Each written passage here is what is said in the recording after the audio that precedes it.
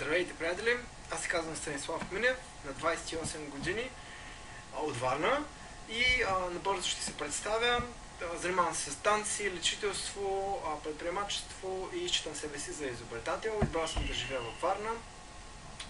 Намерил съм много добри страни в живота в България и част от тях са хубавата, вкусна, натурална храна, уникалната вода и че всеки човек, който познавам тук е наистина добър в поне едно нещо.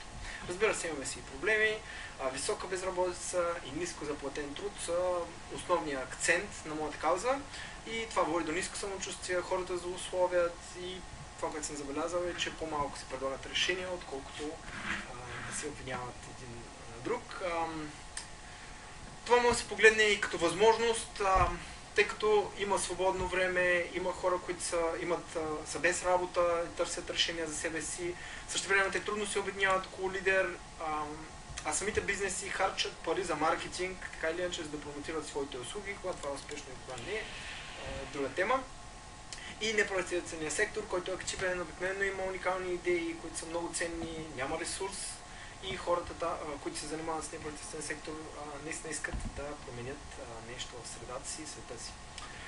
Решението, което аз предлагам е да се създаде една игра, която да помогне промяна на образованието, да се вкарат доказани методи за ускорено учене, като са Вистопедия, мисловни карти, визуализация, тренировка на паметта, физическа подготовка. Експериментирам от около 6 години с тези техники, наистина работят. Предприемачеството, изобретенията и иновациите са нещо, което смятам, че е решението. И за участието си в Кауза.бг предлагам следния проект. Искам да създам игра със седмично финансиране, групово финансиране на таланти, артисти, предприемачи, изобретатели и решения на глобални проблеми. Кръсти съм я Real Role Playing Game, ролева игра с истински хора и реални резултати. Тя ще включва един интернет сайт, в който ще има обратна връзка, гласуване и класация с най-добрите, ежедневно видео, документиране прогрес на участниците. В края на всяка седмица най-добрите идеи, хора, екипи и проекти ще бъдат подкрепени от всички фенове, чрез SMS, PayPal дарения или просто ще закупуване на идеята.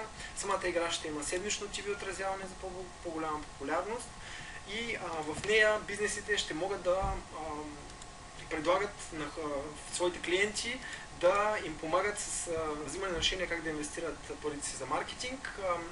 Основната цел на играта е да създаде и промотира локални звезди. Също така ще има и годишно предприемаческо предизвикателство. Това е от мен, аз съм Станислав Минев. Благодаря ви!